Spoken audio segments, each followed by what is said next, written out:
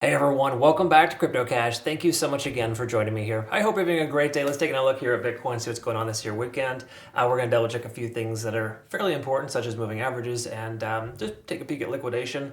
Keep in mind, we're trying to make these videos here today kind of brief and quick and easy, just kind of get you in and out, not trying to take up too much of your time. So I apologize in future if I do end up rambling with best practice. It's just something I like to do, mainly just because there's a lot of unfortunate circumstances in trading. It's best to know kind of where you're at any given time, or just kind of hear that voice of reason. Hopefully I can be that for you. Thanks again so much for hitting the like button, commenting below if you get a chance. Greatly appreciate it. Let's go ahead and discuss quickly the backend data first and kind of go from there. When we left off yesterday with Bitcoin, there was two possible scenarios. The price either comes up to retest 95.5 roughly and continue higher, which it didn't do. It kind of rejected off that level.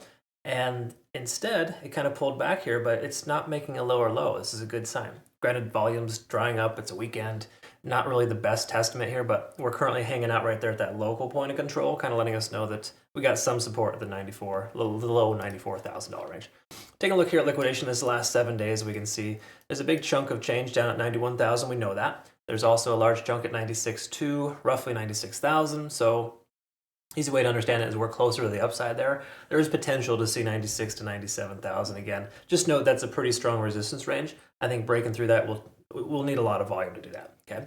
Between now and then, I don't expect to see that on the weekend, but going sideways here is just fine. Honestly, that's kind of how weekends are supposed to perform, or have notoriously done so.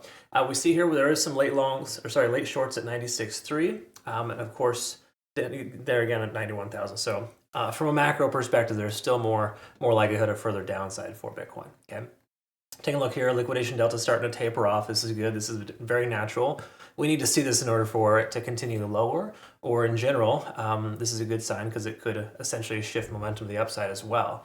The key takeaway here is that more people are shorting than taking long, so taking a long at this exact moment is kind of going against the grain, unless we see some kind of magic on the charts. The likelihood of the price going down for Bitcoin is higher. Keep in mind, we did break our descending trend line. We're above the 20-day SMA now, so excuse me. There are some important factors there you need to recognize. So let's take a look here at the back-end data here, front-end data rather. Before we do, I just want to touch on this here. There's a lot of late longs at about 95,000. We can see the heaviest concentration here locally at 95, and maybe secondary to that about 94. So once again, kind of right in that range there of heavy volume. However, let's go ahead and take a look at the daily time frame, see kind of what this tells us here. It's not all doom and gloom per se, but we just got to be realistic here in the sense that on the daily time frame, it's still looking pretty bearish. We're under all moving averages. We look down below, of course, there's still that heavy liquidation range, but we're still under 50 on the RSI, so we haven't truly broken bullish.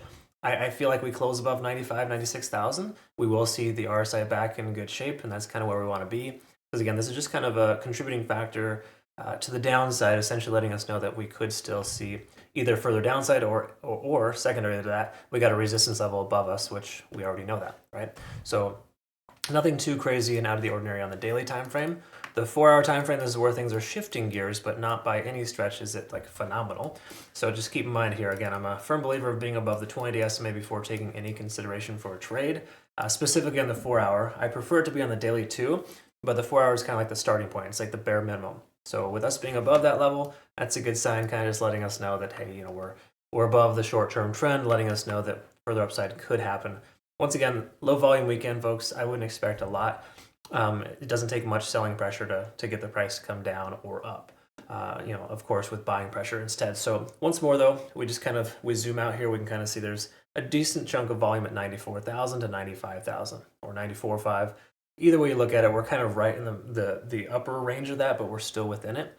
And then furthermore, too, if we look at like just say RSI, for example, we can see here we haven't broken above 50 yet. Once we do, we'll have much more confidence. So again, this kind of reaffirms that close above 95,000 being important. Okay. While we did wake up above it yesterday, it quickly dropped down below. Those are circumstances where those are false positives. You don't take breakout trades, right? A lot of folks took the breakout of 95.8, and they hit the top perfectly. And unfortunately, they're underwater right now.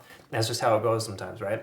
But it would happen less often if you don't just buy a coin that instantly breaks through a resistance level, specifically Bitcoin. Bitcoin's very notorious about sweeping those upper levels and then returning back as if it never happened. Because people with billions of dollars will pump the price and then they'll sell once it's worth more. Everyone else FOMOs in, and then of course, they're laughing all over the bank, and a lot of us are stuck with positions we don't want. Having said that, the money flow index is increasing, stochastic's increasing, MACD's converging. There are some positive stuff here still remaining on the 4-hour time frame, but it's not. There's no sugarcoating it. This is not a great situation. It's kind of a mess, and generally speaking, you want to avoid a mess. The good news is we are above the cloud here, and that's kind of reaffirming the fact that we're above the 20-day SMA on the 4-hour. Those run fairly concurrent in a lot of ways. So when I see those two things combined, it does give me some hope that we're back on track. But again, I'm not going to feel confident in taking a long until we close above this local high. We can see multiple times the price has tried to break that level and hasn't yet. Okay, so again, close above 95K would put us there, I feel. Just know if you're going to be trading on a weekend, there's inherently more risk, and generally less advised, specifically trading Bitcoin on a weekend. Okay, some alts could work out. In fact, I got a couple on my charts here that triggered alerts last night when I was sleeping, so I'm going to double check those today before I head out for my weekend. But we're looking pretty good here in the overall sense. This is actually, let me rephrase that. This is neither good nor bad for Bitcoin. It's kind of neutral. And what do you do in neutral situations when you don't have confirmations? You don't trade, right? So again, sorry to disappoint you, but I'm not going to try to sugarcoat it and tell you there's something here when there isn't. All right, folks, that's what we got there. I hope that made sense and I described that correctly. Thank you again so much for watching. Hope you learned something today. Have yourself a great rest of the day. We'll see you in the next one. Take care.